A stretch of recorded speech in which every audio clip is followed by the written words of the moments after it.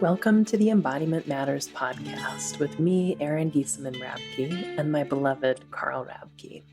We don't have the luxury of living in ordinary times, but rather we live in extraordinary ones where the way we live in the next decade will make a huge difference in the future of life on planet Earth. We aspire in this tapestry of rich conversations drawn from a variety of wise perspectives to share resources to help you embody the wisdom, compassion, and skillful actions that are needed during these times. You can find out more about our classes and sign up for our newsletter at embodimentmatters.com. You can also become a supporting member of our podcast with a small monthly donation. Look for Embodiment Matters at patreon.com.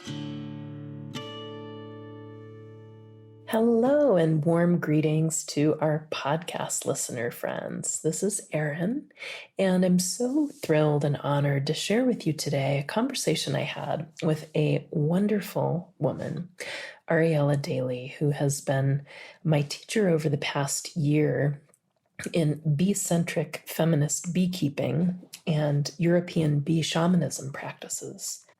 I've also participated in classes on working with dreams and her oracular offerings, and I highly recommend everything Ariella does, as well as the gorgeous writing she shares regularly on Instagram. A little bit about Ariella. She is a beekeeper, a writer, a teacher, a musician, and a mother, and she lives in Northern California. Her work with honeybees came through a lifelong interest in human connection with the non-human world. She's a graduate of the Lyceum, a European shamanic pathway with the bee and the serpent as its central motifs. Within this tradition, Ariella is trained in the healing and seership modality known as the Pollen Method.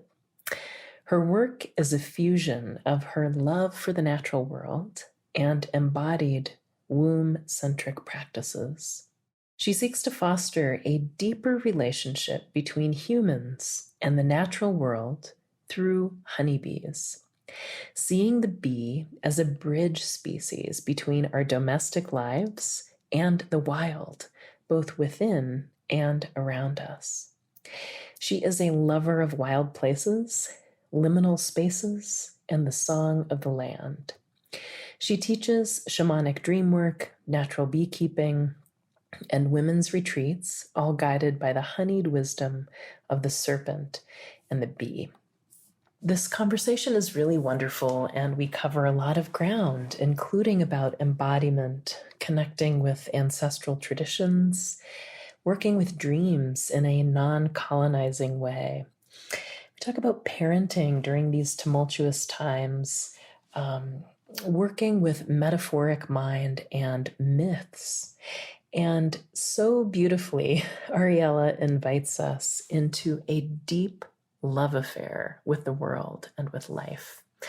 I hope you enjoy this conversation as much as I did. And as always, you can check our show notes for more information on Ariella's website, her links on Instagram, and etc. Just briefly, her website is honeybee, B-E-E, wild, honeybeewild.com. And you can find her on Instagram at beekeeping in skirts. Enjoy. Ariella, thank you so much for coming. I'm so excited to have this conversation with you today. Thank you, Erin. Thanks for inviting me on. It's a delight.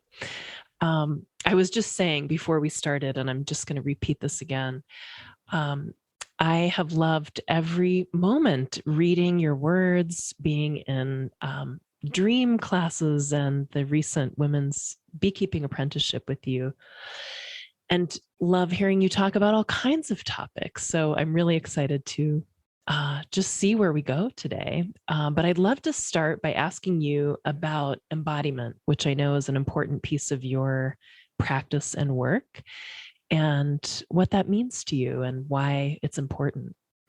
I was always pegged when I was younger as like the very kind of ethereal, fae-like, sort of not off in the clouds, but just sort of like in between. you know, often equated in a joking way with like the fae and fairies. And that got old. You know, at first it was mysterious and exciting, but it got old. And, you know, I loved the concept of embodiment when I was younger, and I really tried. Like all through my early 20s, I was trying and trying to like grasp what it meant to ground. You know, that was a really popular way of talking about being in the body when I was in my 20s. And all of these types of things. But it wasn't until I had a miscarriage at 29 that I really started to understand what not being embodied felt like, because I feel like part of me followed that soul out. And so I couldn't figure out how to get fully back into my body. And I was, you know, dissociating, to use a psychological term. And that's when I came across the work with the bees and European bee shamanism and the sacred trust, and went there thinking it would be all about bees, which it was in many ways, but it was really all about the womb. And this was the place that needed the most healing for me. And when I started to approach the womb as a sentient, wise organ with its own intelligence, and dropping my intelligence down into that space through meditation, it was like a door unlocked for me, and I suddenly had access to my emotions again, including the incredible grief. Like, not, instead of like a gray sort of stale depression, it was grief that came through, and rage and joy. And so embodiment for me isn't just about what it's like to feel like you're in your body or moving in your body or moving from the body. It's about letting your decisions come from the body. It's about letting your emotions move through the body, because that's where they're stored.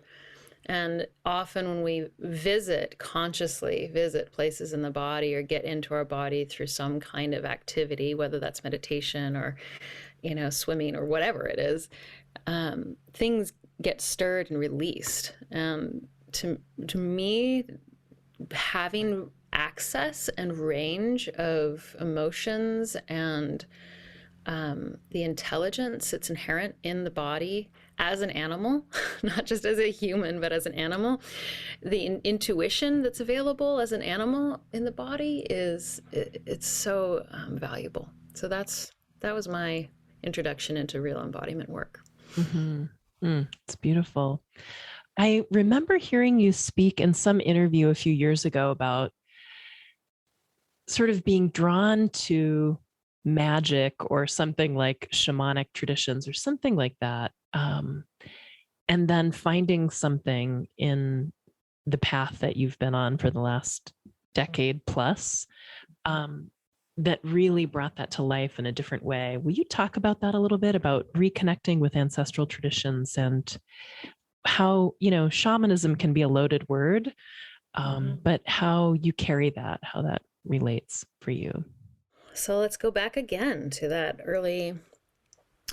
teen, you know, 20-year-old who was, like many of us, looking for another way. You know, I was raised, there's no religion in my upbringing. I was raised on many different traditions from many different cultures, but nothing necessarily specifically spiritual. But I was still raised in the, you know, Christocentric model of the West, and was looking for something else, and waiting for that, you know, that deep bell that rings in the heart when you find something that resonates. And so far, the place that I had found that were nature, but the nature traditions that were popularized where I was living and where I'd grown up were Native American, and there's nothing wrong with that. That's beautiful. But even before we had really started to work with the word appropriation, there was a knowledge that wasn't quite the right path for me. And I didn't have the words. I just knew that would be appropriation. And not to criticize anybody who is perhaps a settler living on occupied territory who is deeply connected to those spiritual traditions. There are ways to weave with that, but that just wasn't my path. And I was probably 15 when I came across, you know, through herbalism, I came across Celtic shamanism, Wicca, all of that stuff. I started to identify as a witch very early on, but it was, and I really mean this with the most love in my heart towards my younger self. It felt like playing at, and I was doing it so earnestly. But when I went to England for the first time, it actually I was led there from a book, and I remember reading the book, and it was talking about places in England and places in specifically Cornwall, where I had already been once when I was 17 and had just pretty profound experiences with the land. That was my first experience of being claimed by a place, to refer to the way Martin Shaw often talks about place, is to be claimed, where I arrived and it was like I didn't have a choice. The place was claiming me. The same thing happened with the bees, right? So we get claimed by these places and animals and aspects of nature. And I think that's where the sort of difficulty of perhaps appropriation and shamanism and all these things get muddy, because we can go somewhere and it's almost like we don't have, just like, I am pulled. This land is saying, you are mine. You're a part of me. And for me, I was, actually returning to ancestral land. So we found out many years later that where I ended up studying in bee shamanism in England is where my ancestors are from, and that my mother's maiden name goes back to the people of Bee Hill. Wow. Like, you gotta be kidding me. So that's part of where I come from. But way back then, I didn't know about all of these types of things, about how much was lost. I just felt the loss. And I think that's really important for all of us to remember in the age of spiritual consumerism, is that some of that is coming from a place of, really displaced peoples on all sides. So ancestors fleeing poverty or fleeing persecution. The Irish, I'm Irish, were very persecuted. They became really intense persecutors themselves. The oppressors become the oppressed become the oppressors. All of that is, woven into the narrative. And so it doesn't excuse horrible acts and bad behavior, but what it does is leave this sort of gaping hole of, sorry to sound so intense, but what I would call the spiritual starvation of the West. And I've mentioned this on podcasts before, but it's just sort of like, where is it? Where do I go? Where do I feel roots in a spiritual tradition where I'm not just borrowing from something and borrowing in a way where it brings me the sort of ecstatic or the bliss, but I'm not actually authentically working through my life's material. And that's what a spiritual tradition does. Is like you don't get to bypass your material. In fact, it's really great, for instance, to work in a spiritual tradition or with a spiritual modality or a meditation, and then also go ahead and get therapy. Like they don't cancel each other out. So I came to England in 2010, really curious from a folklore perspective, just feeling drawn, not really understanding what I was getting into. It was one of those things where, very much stars aligned to get us there, because I was not in the program. I was 14th on the waiting list, and literally a volcano went off in Iceland and opened up all the spots. So we got to go to England, and the homecoming I felt in the work, mostly because of the way it was so embodied and was really handing back spiritual sovereignty and body sovereignty to each woman and each person participating. It just brought me to my knees, literally, more than once. And this feeling of maybe everything wasn't lost. Because when we look at what happened to shamanic traditions in Europe, we often think, well, there are none left, like it's gone. And that is true to an extent.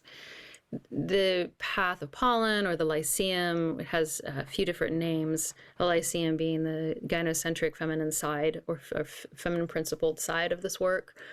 It does have roots in Celtic Britain, Lithuania. My teacher's teachers were from Lithuania.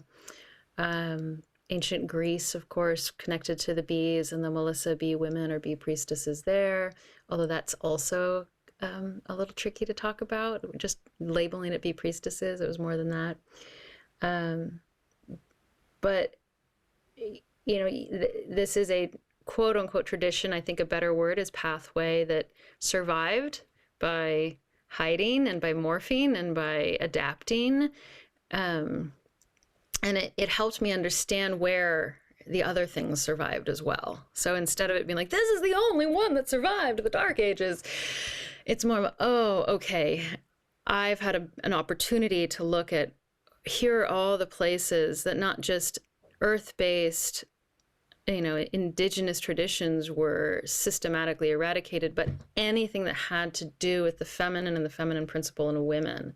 So this was like very eye-opening for me, looking at women's religions and women as spiritual leaders, where that was systematically eradicated and suppressed. And that's been really powerful. So I went from it being like a magical idea to being a magical reality to being like, oh no, this is actually just a human story. And I'm part of that story. And the bee priestesses weren't these all magnificent, magical women that existed once upon a time. They were real women with real lives who made bread and raised children or didn't raise children, you know, and lived their lives and didn't necessarily go around with a crown saying, I am a bee priestess, you know? So.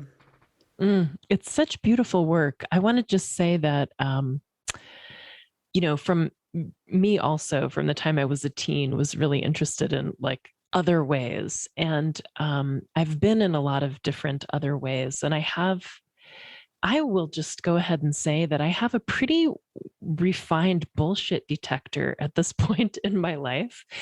And I love, I will say, in working with you and learning with you, there's something that's really unique that comes from the West that does not set off my bullshit detector, that feels, it's so clear that somebody didn't make this up 20 years ago.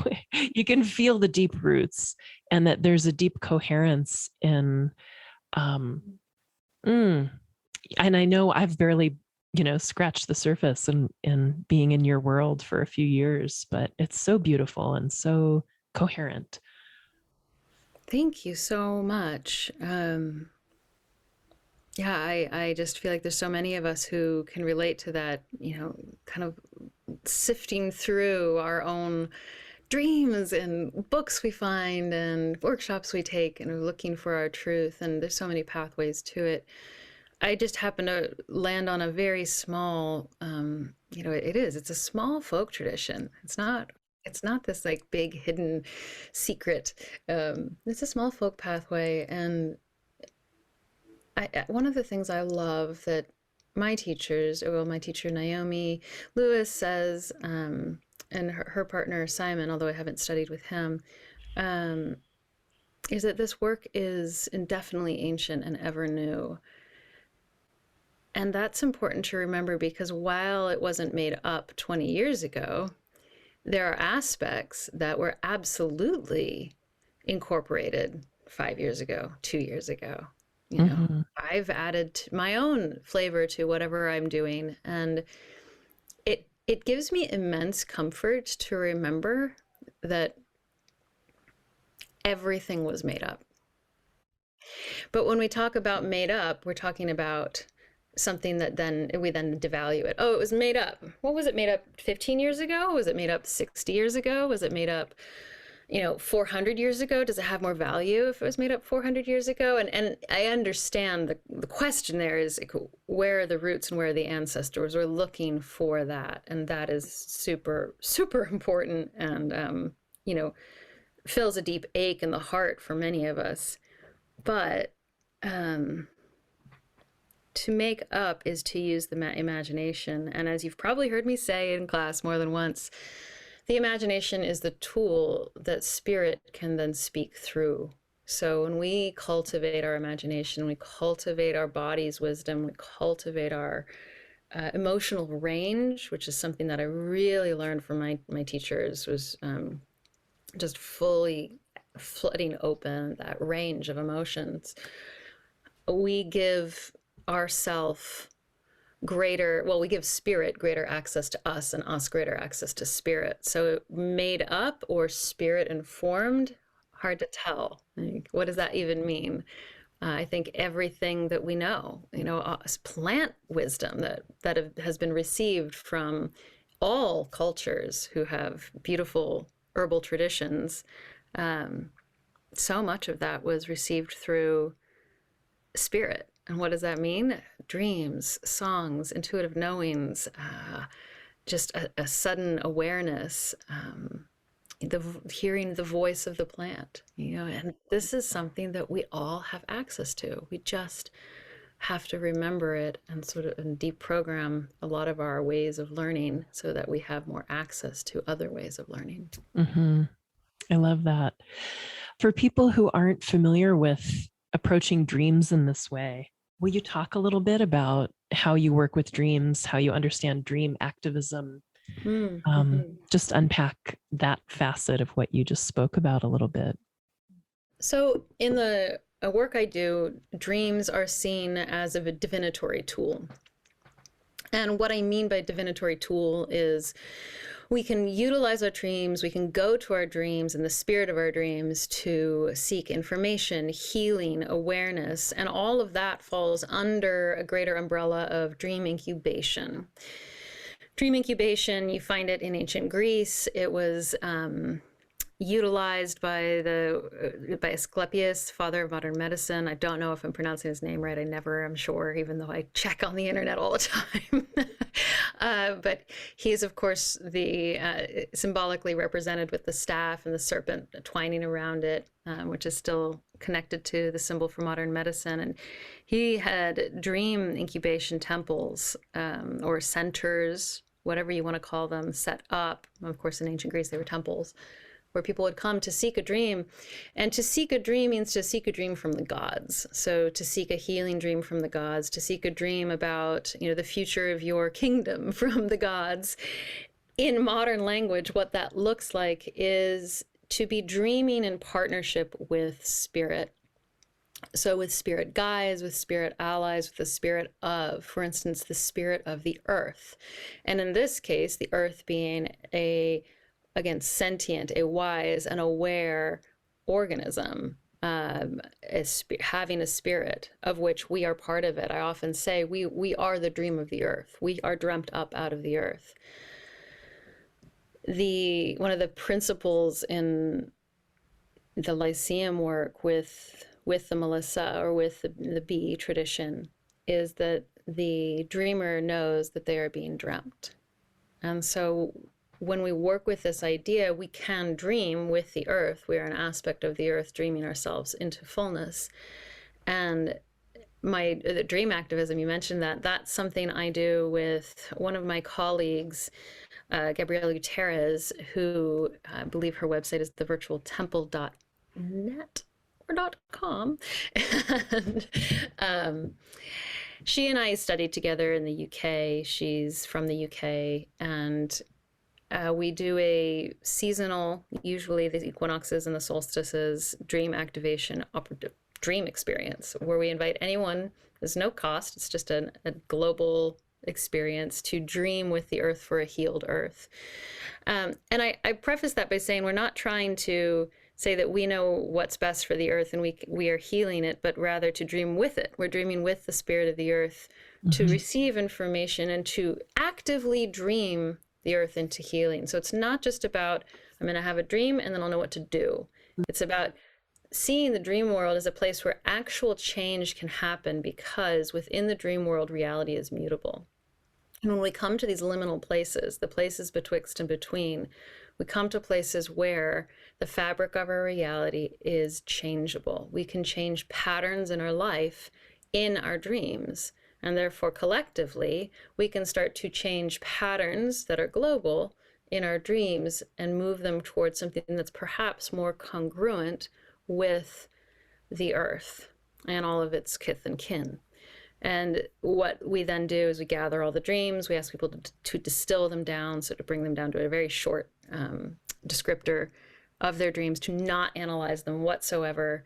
And then we do something called a collective oracular dream mirror or dream weave, where we go into an altered state as we've been trained. A lot of the work with the bee shamanism tradition is very oracular and working with intuition, working with speaking true from an altered state, and working with healing, being again in an altered state, as you would find in many different shamanic traditions. Again, problematic word, I'm aware. It's the word that's most useful in this moment, but it's not a great word. We take all those dreams, we go into an altered state, and we weave them together as an offering back to anyone who wants to listen. So they're really gorgeous. Thank you. That's really profound. That's such a beautiful offering. A way to think of it is answering dreams with dream language. And so that's also what I teach in my dream mirroring classes, is answering the dreams with dream language, mirroring them instead of analyzing them. So it's a little different, you know. We're not looking at lucid dreaming. We're not looking at interpreting dreams. We're seeking dreams in congruence with spirit and seeing what comes. Yeah, a less colonizing approach to the dream world. Never thought about it that way. That's a very interesting perspective. Absolutely. Yeah. Speaking of a less colonized approach, let's talk about bees. And also, what I love, I think I first found you on Instagram. I don't know how. I've been taking a break from there lately, and you're one of few places I really miss. So I'm sure I'll go back to find again at some point, but I've been the most irresponsible poster. I've barely made it in there the last couple of weeks. It's good to have a break, isn't it? Sometimes.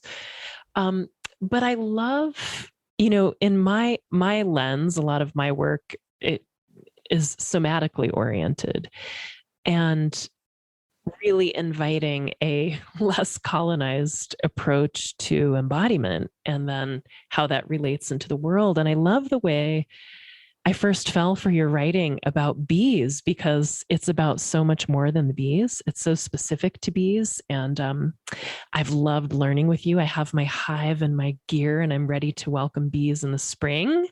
But I also know that what you're teaching is not, it's bee specific, and you're such a wealth of knowledge in that way. It's mind blowing to me. But it's also not only about the bees, it's really about another way of being human on Earth. So whatever you want to say about that. Oh, you've nailed my secret agenda. These are my gateway drug. Yeah, I don't know if it would have been, if it wasn't bees, it was going to be something else. I always find myself referencing back to childhood when on podcasts for some reason. Could have been wolves. I was obsessed with wolves as a, early preteen. Meaning, I had the ability at a very young age to go very, very deep into one area, which is hard to do in the modern culture that we live in, because we're fed so much from so many directions, right? I'm not saying, oh, look at me, I did something good. It's more that I find it hard. It's very, life is distracting. And so the bees were not something I was expecting first and foremost in my life. I've said this before, and I think it's so funny. I actually didn't like honey as a kid. Yeah, so honey was an acquired taste as an adult. I didn't have a positive or a negative feeling around bees. It was the folklore that got me into it, not the bees themselves. So that was, again, like, it wasn't like I had this magical experience with bees that made me go research them. It was folklore around them, because that was my very brainy intellect going into that. I'm very, very brainy, which is why embodiment work is so essential, why somatic work is so essential, because otherwise I'd be a spinning top all the time. The bees, um, when I did finally have that introductory experience with them, it was incredibly magical. It was transcendent. It was dangerous. I was covered in bees by accident. Is this when they moved into your wall? No, No, no, no. it was Okay. right before. So, yeah, yeah.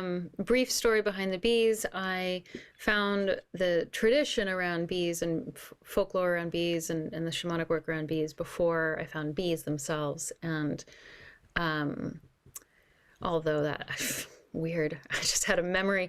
Um, the a few months before the book came into my life, I was out backpacking. Maybe a year before, I was out backpacking with some friends in the wilderness near Mono Lake, and we found basically like a huge mound, a mountain of obsidian, and we camped there for the night. And we ended up sleeping beneath a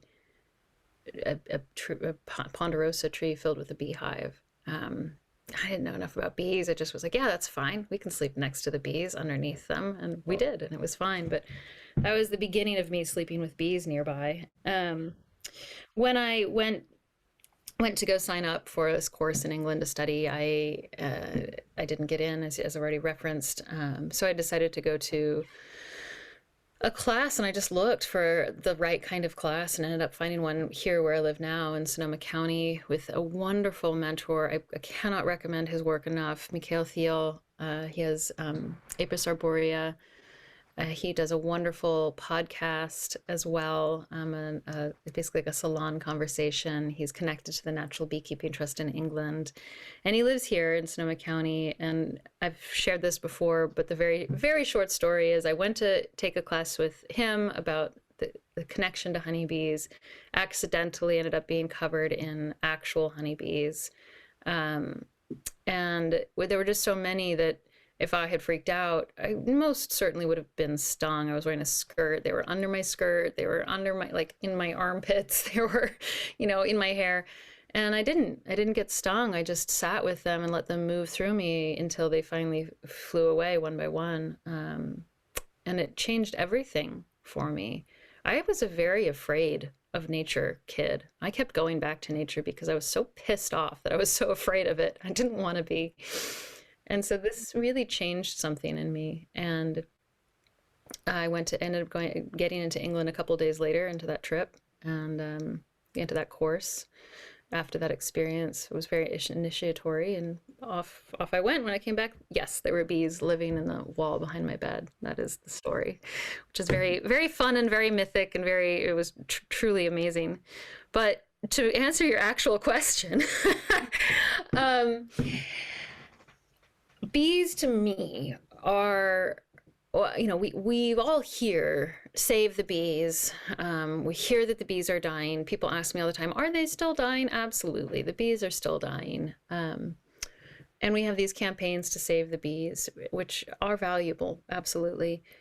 The thing that changed my mind around that campaign and really started to open me up even more to the way I teach now was the Natural Beekeeping Trust and their conference, Learning from the Bees, because that's really what needs to happen. And when we can shift from being from the what would we call it, the hero's journey model, which has served its time. It's a beautiful story. It's a beautiful model, and it really supports patriarchy in a beautiful way. But it's not necessarily I wouldn't even call it the heroine's journey. Like, I don't think there's a flip. Like, let's just put a woman in that place and then it's the heroine's journey. It's this completely different way of learning. And the bees teach us a lot about that. They are a bridge to such greater learning, and not just because they live in colonies and live in this, as we often perceive it, utopian, world where everyone works for the good of everyone else and is this greater organism, which is true. They are a super organism, but they you can't be a beekeeper without being aware of climate change. You can't be a beekeeper without tracking the seasons. I mean, sure you could, but um, they're not going to let you for that long. Like, you have to pay attention to what's happening in your immediate environment. So they localize you if you let them. They make you very local to where you live and what's blooming and how the seasons are moving through where you live. Like, we can actually move out of, for instance, just a Northern Europe Eurocentric model of spring, winter, summer, fall, all of that, because I'm in a Mediterranean climate. Winter for me means the life comes back, green comes back, things start to bloom again. The dry fire season ends, so the death season ends, and we go into this beautiful winter time. So if I was stuck in that Eurocentric model, I would be in this weird, like, well, I should be like in the snow in a cabin and da da da da, and this doesn't really fit, and where's my place and what do I do? But the bees have localized me to where I live. And I think that that's one of the ways that we can actually start to make reparations as, if you are, a settler on occupied territory, that can be one of the ways that we start to heal that. Mm. So it's an example of how I work with bees. It's so beautiful and such a different approach, as you've talked about in so many different ways, from controlling or raising the bees for the human to get honey, or Right. Treating them, or, really this top-down model, something that's so much more respectful and Well, and the top-down reverent. model holds that, you are the savior. You're the hero at the end of the hero's journey, saving the bees, versus I'm actually with you. I am also suffering from what you're suffering. We're in this earth together. And I am here to steward. And to steward, I have to learn from you about you. This is parenting, isn't it? I'm so glad you went there. That was my next question. So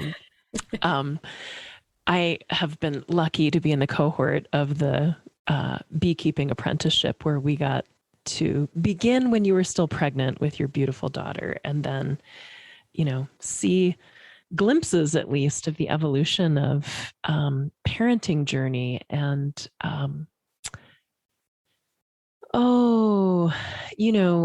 my son is 11, and what a journey it is to raise a child at this time on planet Earth, and how important it is, I think, for us to keep reminding each other as parents. Something like just what you said about the bees, maybe I'll just let you say it freshly, how it's hot off the press for you today, about raising a child at this time of both great unraveling and great turning, and great possibility and great loss. I read this book once called, disclaimer, if you haven't read The Bone Clocks and want to, skip this part because I'm going to talk about the end. At the end of The Bone Clocks, it's 30 years or something in the future, I don't remember exactly, and there's a grandmother, I believe, and I could be getting this wrong, but an older person talking to younger people about what it was like to have megafauna on the earth, what it was like to have polar bears and zebras and elephants. And it broke my heart because it was so well done that I was like, that's real. That could be real. We could only be left with photographs. And it shattered me. Just shattered me.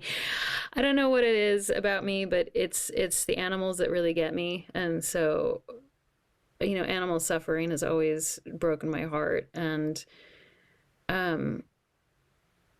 what broke me more than anything was that my child that didn't exist yet, could be raised in a world where they're always hearing about how beautiful it used to be.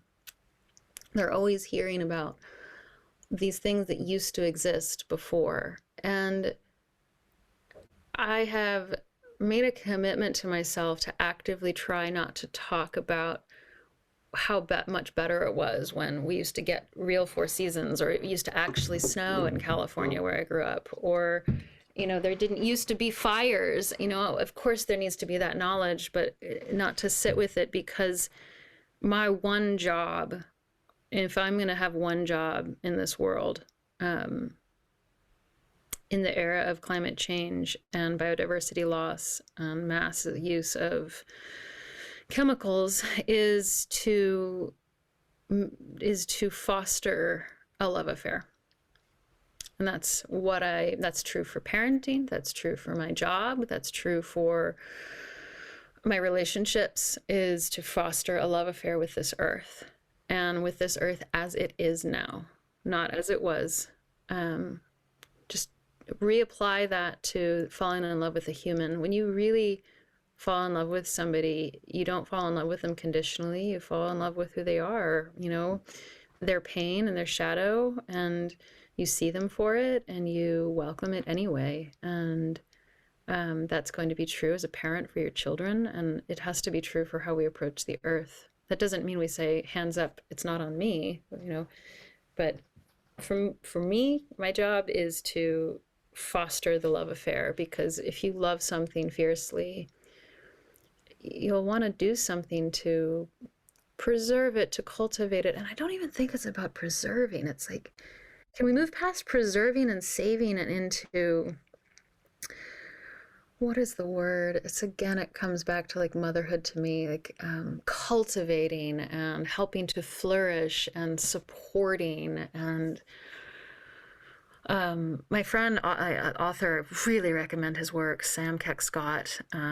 He's published in a few different magazines. You can look him up. He writes a lot about the Anthropocene and nature. And he called me up once when I was having a lot of grief around this. And he's like, Ariella, life wants to find a way. Sorry to be using the, what do we call it? The Jurassic Park quote. But like, given the opportunity, given the right conditions, life will flourish.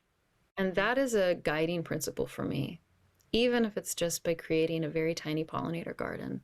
Mm-hmm. Yeah, I love that. I'm thinking for people who are listening who might be just grasping onto this idea, like, wow, it's so easy for folks to get so disheartened and believe the dire news and miss the world around us. Mm-hmm. What would you offer as some gateways to this love affair? Absolutely. Well, good old grief. Yeah. So back to somatic awareness, we have to feel it before we can move to the next bit. So one is I recommend reading works by Joanna Macy, specifically around eco-grief and processing, moving past apathy and tune out, which we all do. I still do it, absolutely, at points. And through and into the grief, and then from the grief into the creative energy, right? Because that's what we're trying to access. The creative energy is the energy that wants to cultivate relationship. And then the second thing is to not look to these grand experiences or other places to have a connection. So let's say you're living in a place where, it's just a concrete jungle and there is no real nature around where you live. I think even just starting to reframe that is incredibly helpful. So nature is with you at all times because you are it. And start to just notice the little things, because even in the concrete jungle, there are parks, there are birds, there are the patterns in the sky, there are the stars and the moon. And there's probably a tree or a bush or a favorite flower that you could just go sit with. And this is the thing for me, is just to sit and observe. And I teach about this a lot. It's not my practice. You find it in many, many different nature awareness groups and programs, is to just sit and observe. And that can be as simple as watching the shadows for 10 minutes move as the sun moves. It can be noticing what birds are showing up. It can be listening to the sounds. And again, this starts to localize ourselves to nature. Another wild thought is to consider talking to a tree or a body of water or a mountain. And what does that look like? It could be out loud, sure. If you feel courageous enough to be out loud, you don't have to, though. It can just be sitting and imagining in your head what you would say. And what would you say? It doesn't have to be this like, oh, I'm so sorry for everything we've done to you. That might show up for you, but when we talk about communicating with the more than human world, it can really just start with, this is who I am, and I'm curious about you. And I'm going to pretend for a minute that you are intelligent and can understand me and have a spirit. And I'm going to share a few of the things that are going on in my heart right now. And even though that mountain or that tree isn't going to be able to respond in a way that we qualify in human language and human terms, something starts to happen when we do that. Nobody needs to know you're doing it. Even just a little nod. I was with a mentor once in Devon, England. We were driving around, and I kept seeing her tipping her hat. And I'm like, what's she doing? And I started to notice she was doing it every time we passed a magpie or a raven. And I asked, are you saluting the magpies and the ravens? She said, well, of course I am. I said, well, why? She goes, well, because they're corvids. And that was it. End of sentence. Like, okay, we can start to have relationships, just hellos. If talking to a tree is too much for you, just a hello, just a quiet nod as you're walking down to get your, local coffee shop, and there's that, sycamore tree that's been hacked to pieces to look a certain way to fit the ideas of human beauty. Still just say hi. Mm-hmm. Yeah. I love that. And I just have to add praises. I mean, a lot of my talking, and I do talk when I walk around my neighborhood, is, oh, you're so beautiful. Thank you for being here. Long may you thrive, just absolutely. That's love a language. Example. Yeah. I know we both love the work of Martin Shaw, and I'm thinking about something he said. I think it's in the trailer they made for when his book Scatterlings was new. And that's the one for me. So powerful, isn't it? Yeah, me too. Mm-hmm.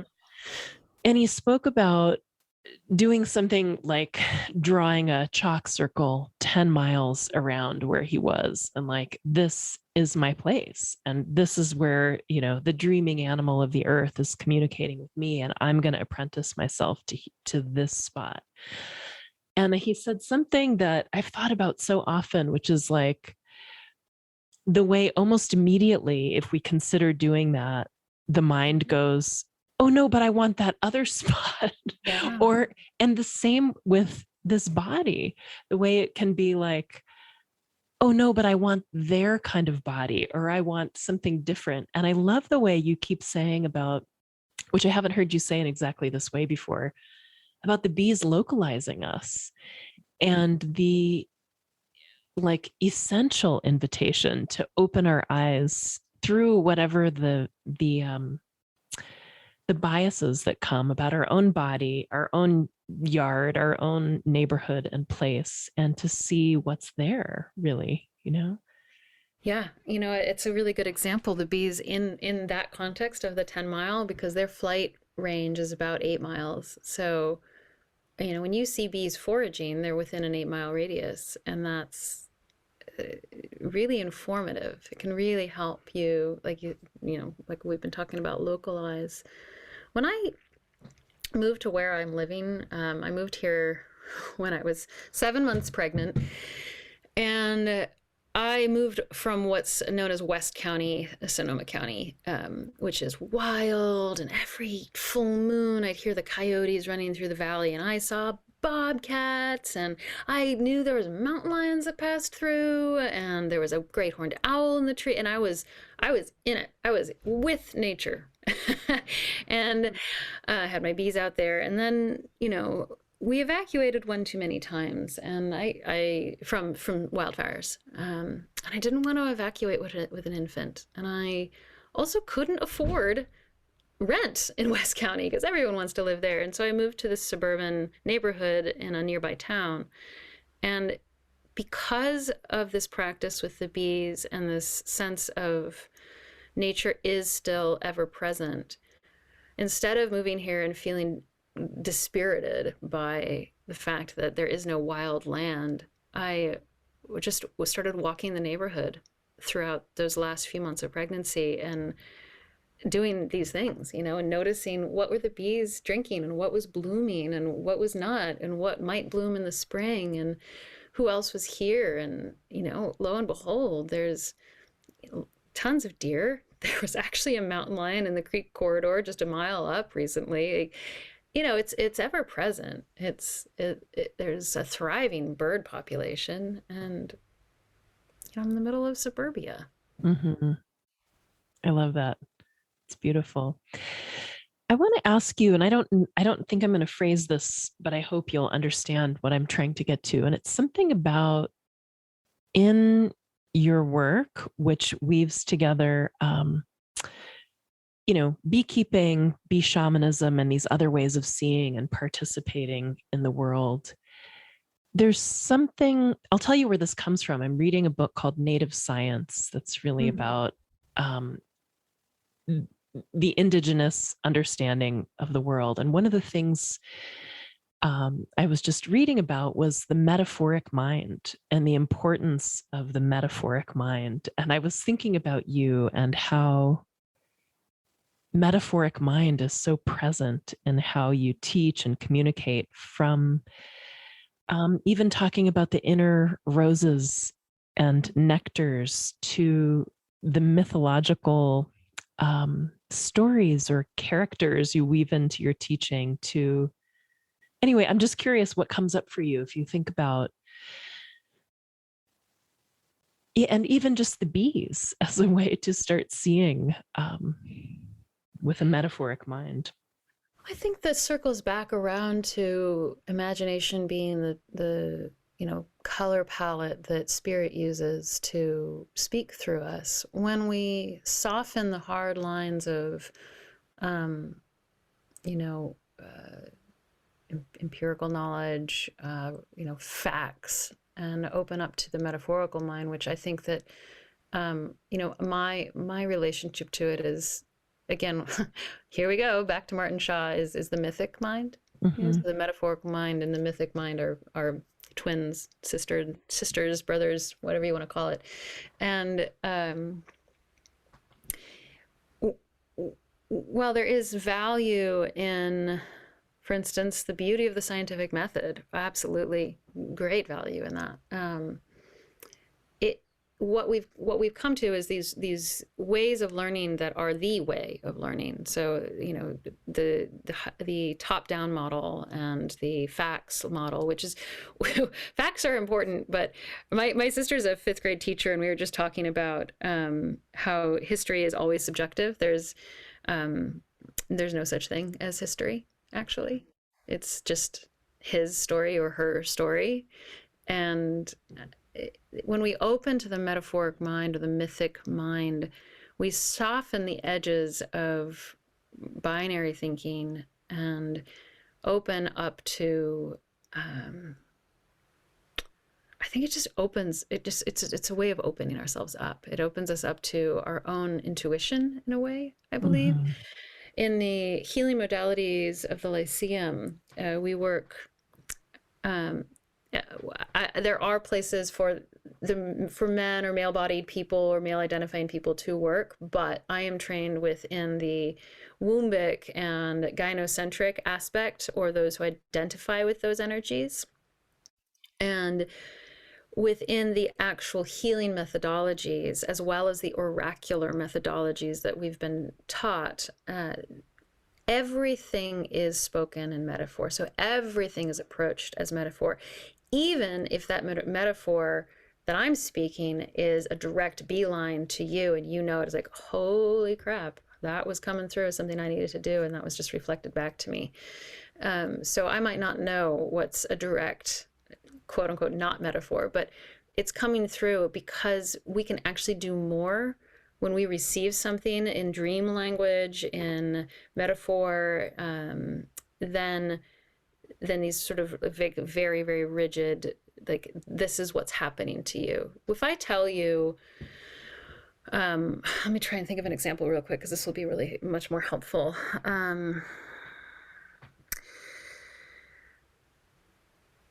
If I tell you that in my healing session with you, I saw you driving off a cliff, you're going to probably not feel so great when you wake up. Or driving really fast down a very curvy road. But that might be my seed and the metaphor that's showing up for me. But if I share, there is an energy around moving very fast in your life, akin to being in a car going a little bit too fast. You now have the agency and the spiritual authority and inner authority to take that as a metaphor and go, oh God, okay, that doesn't mean she's saying I'm going to crash into something. It's that I'm moving through things too fast, and I feel that in myself. And and then we could talk about what else, like what other metaphors are out there to help support you seeing through your own inner seeing what's possible for change, for you, for healing, et cetera, et cetera. Yeah, that's an example that my teacher, Naomi Lewis, gave. And I think it's really akin to that. I don't know if it's exactly that, but something like that. So I hope that maybe answers your question. Yeah, it's beautiful. I would love to, I'm not sure if I should read your words or if you'd like to read your words. I can share them with you, something you beautifully wrote. Do you have a preference? Yeah, you can read it. Okay. Yeah. I just found one of your recent posts. I popped onto Instagram where I haven't been lately and thought, oh, let me find what's happening. And you wrote this about the upcoming beekeeping apprenticeship, which I highly recommend because it's also about so much more than beekeeping. So you say, it's not really about beekeeping, this love affair, this devotion to doing it better, to listening, to finding another route that gives and heals instead of takes. We can call it beekeeping because surely there are some tricks of the trade, some caring for the bees in their boxes that we can learn, but really it's about your roots commingling with the mycelia. Really, it's about your tears dripping into the river. Really, it's about the moon dipping into your dreams and curling around a whispered tune you think you remember from long ago. It's not even about saving unless the saving is you, and you are the forest, and the forest is the sea, and the sea is the stars. What it's about is weaving, reweaving, rewilding, restoring, revivifying. It's about listening, ear to the hive, womb to the earth. It's about grief and exaltation, sting in your heart, honey on your lips. It's about remembering. Are you swooning with the gorgeousness of your own language like I am? I just never had someone read me back my own writing. It's humbling. It's stunningly beautiful, isn't it? Thank you. Thank you. Yeah, I might get sweating. Yeah. I luckily don't have the critic firing. I still agree with all those words. Mm-hmm. Yeah. And just the richness of beauty and metaphor that speaks to something so deep. And I love that you named that it's about remembering. It feels like that to me, this uncovering this something deep and innate and, as you say, a devotion to doing it better, finding that can be a remembering. Yeah, and not doing it better in the sense of someone else is measuring your worth, but that there's so much opportunity to be in greater kinship with yourself and with the earth. Oh man. Yeah. It's I think that regardless of what culture you're from, or what language you speak, some part of us is always trying to remember ourselves to ourselves. Um, and I think there is a lot of pathways in, but for me and for some, the bees can be one pathway in because they are so enigmatic and mysterious and deeply connected to the land, and somehow also deeply connected to the cosmos. There's ancient myth and legends connected to them. And I could give you all the reasons why, and I'd still barely be scraping the surface, because ultimately it's about what happens with you as you sit near a hive in a tree, or sit next to a commercial hive in a field, or have a dream that, stops you in your tracks. You never know how you're going to be claimed by these wild creatures. Mm. So beautiful. Is there anything you'd like to leave folks with? I'm happy to share, and we can do this later in the show notes, links to your upcoming offerings and places to find you, but either offerings or perspectives or some kind of closing words. Thank you. Mm. My offerings are I am in the midst of gestating for 2022. The women's virtual beekeeping apprenticeship is nearly full. It fills fast, but you never know. People drop out, people come back in, so that's always there. That starts in January. But I'm in a kind of post motherhood. I'm taking a second maternity leave in December. And my first one just really was barely there because I had this huge undertaking happening within months of becoming a mother, a course that I was launching through the Shift Network. So what I would say is please stay tuned, because there are things coming out that are new, that haven't yet come fully into form, but circle around such things as folklore and what the hive makes, like beeswax and honey, circling around dreams, circling around in-person workshops, starting in California and eventually Europe again. So just those are some of the directions I'm heading. But that's not as important as coming to my work isn't the point. The point is each person who's listening feeling like they have agency to cast those threads of connection out into the greater sphere of this animate earth. And so if there's anything I leave you with, it would be that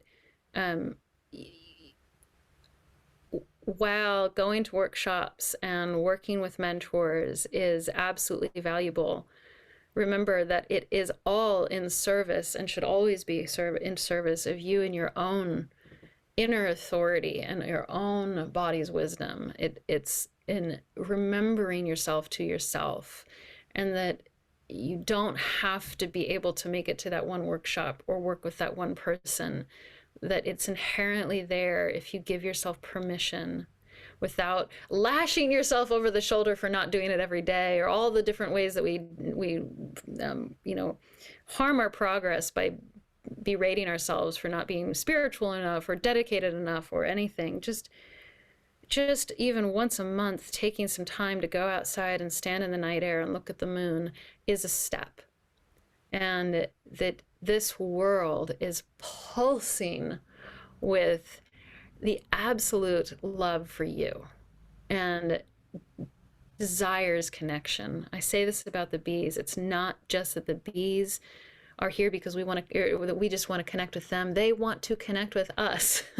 They are reaching out to us. Perhaps they are here to also save us, that we save each other. Mm-hmm. And so What if for one day you walked around in your day as if this world was so in love with you? So gorgeous. Yeah, that's what I have to say. Let's do it. Yeah. Thanks. Oh, it's so wonderful to talk to you. And I just want to say thank you for making time, and thank you for your work and your generosity of sharing it in the world. Oh, thank you. And thank you for your work and all of these different pieces of the great patchwork quilt that we're weaving to pass on to the next generations, whether or not we're ever parents. It's so valuable. Thank you for being part of that. Thank you so much. Thank you so much for listening. We hope you enjoyed the conversation.